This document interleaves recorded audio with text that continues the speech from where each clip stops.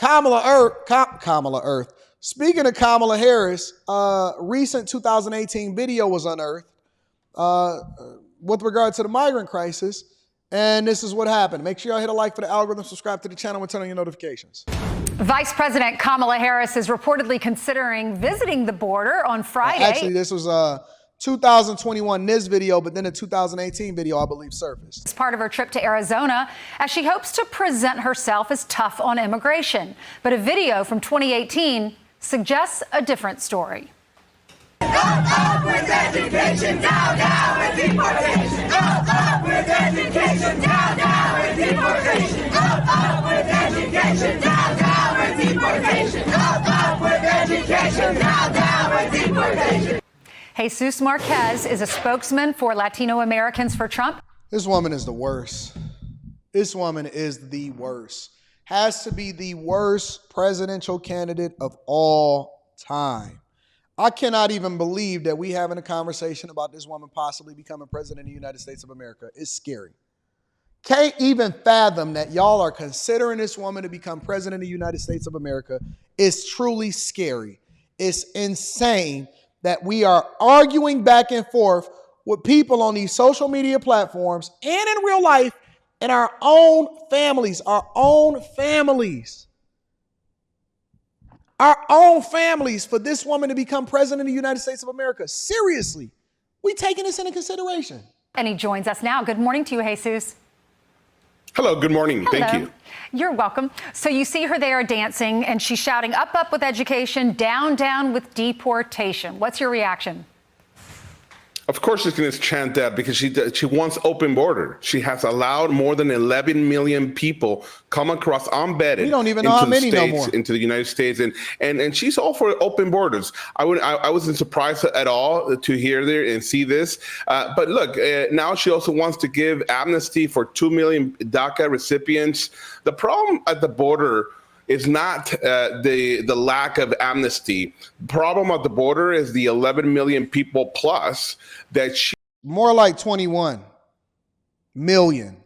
And Biden have left into the country. Mm-hmm. And this is a problem that Latinos across the country are not liking it. When you ask Hispanics if they like the open border... Eric, you know she's not the best candidate, Eric.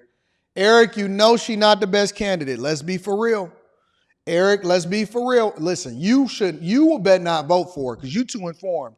You know better. I know you like to troll and go back and forth with the people in the chat, but Eric, you know better.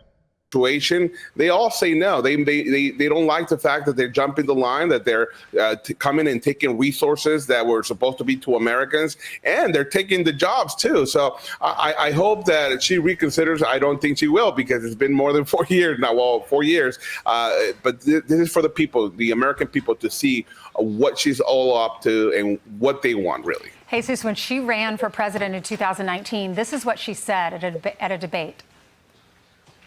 Not forget our DACA recipients, and so I'm going to start there. I will immediately, by executive action, reinstate DACA status and DACA protection to those young people. I will further extend protection for deferral of deportation for their parents.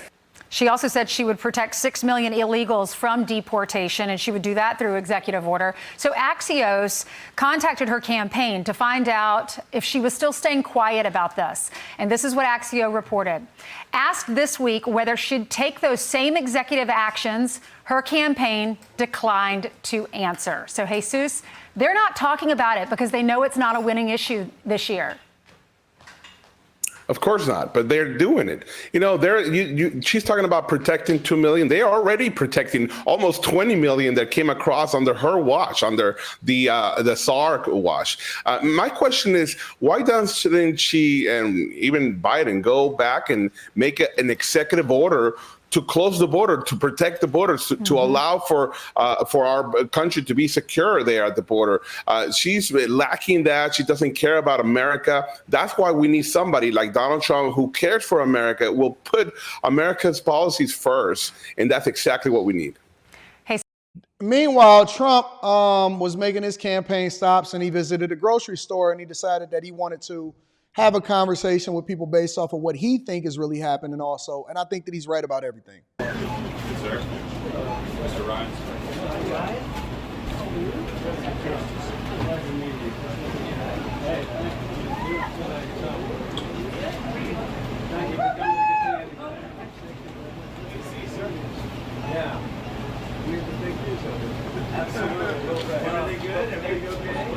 glad you're here. Thanks for coming to town. Thank you very much. We appreciate you. We really appreciate you. It's been a challenge. Well, thank you for coming to the store. Welcome to Sprankle's Market. It's a beautiful market. Thank you. I may take it slowly. 100 are up 54%. You believe that?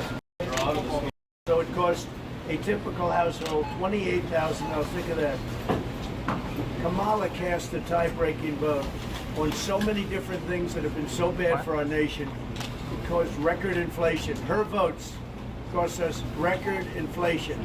She won't do an interview because one of two reasons. One reason is she's not very smart. The other reason is she doesn't know how to talk about inflation. But they caused inflation at a number that nobody can believe. We've never seen numbers like this. So, do you have any questions? These are the numbers. Do you have any questions? It's a nice group today. Yeah. This is the nicest group I've ever seen. Is everybody paying a nice price? We only let nice people get paid. It's not his fault. It's not Brian's fault.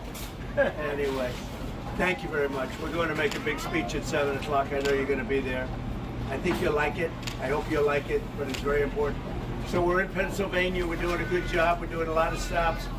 I think we're way ahead. Kamala doesn't want fracking. How do you like that idea, Brian? You don't know too much about fracking, but it sounds no good. Around here, there's a lot of jobs at stake. I can tell you that much. I have a lot of friends in the business. There's a lot of jobs at stake. 500,000. Between that and the mining, there's a lot of jobs at stake. A lot of people shop here every day. She gets in, the whole place is going bust. And I'm talking about not only your store, I'm talking about the whole country. Thank you. I'm going to see you at 7 o'clock. We're doing a big speech. Mr. President, today went really well. It seemed like a lot of farmers that were there. Everybody was super touched by what you had to say, and just opening up the table to be able to talk to them. What did it mean to you to be out there, and even the journey up to here, just seeing the land, their land as you're traveling? Beautiful. And the crowds. What about the crowds? Did you see outside? I bet you've never seen a crowd like that. We tried to keep it quiet. That didn't work. I'm so honored by the crowds. We're talking about thousands of people. You people saw it. This group over here, I've never seen anything like it. In a beautiful but small area town. I think that when you look at what's happened to this state, when you look at what they've done to the country with the border, millions of people coming in from prisons and jails, from mental institutions, from insane asylums, millions of people, terrorists pouring into our country, and you see it all over. You see what's going on in Ohio, you see what's going on in Aurora, in Colorado. The mayor, they don't know what to do. Nobody knows what to do. They're being invaded by very tough people. Many came out of jails, many came out of gangs in Caracas, but from all over the world. Caracas, Venezuela, crime is down 70% because they took their criminals out of the town. They took them out of the town, they took them out of the cities, and they moved them into the United States of America. Think of it. You really have to think this because I mean, I say it a lot, but I'm saying it now on live television. They come out of jails, prisons, there are a slight difference. One is tougher than the other. They come out of mental institutions, insane asylums, and they're terrorists and they're traffickers in women, they're traffickers in drugs and in children. And they're dumping them, they're criminals, they're dumping them into our country, and they're taking over our towns and cities. Look at New York, look at Chicago, but look at the small towns. We can't let this happen. They are ruining our country. We can't let it happen. I'm in this beautiful town. We saw so many nice, incredible people. You can't let these, they have AK-47s, they have better equipment than some militaries have. We have to get them out of our country. These are criminals. These are not people that are going to make America great again. These are people that are going to destroy America. And Biden, I don't think Biden knows anything about it. I actually don't think he has a clue. But the radical left that are controlling our country right now, they're destroying our country. And we have to get those people out of here. We have to get criminals out of the United States of America. We can't have it. Thank you very much. I think that it's a clear, distinct difference between the two. Some people are going to put their head in the sand and act like he's not the best candidate for the United States of America.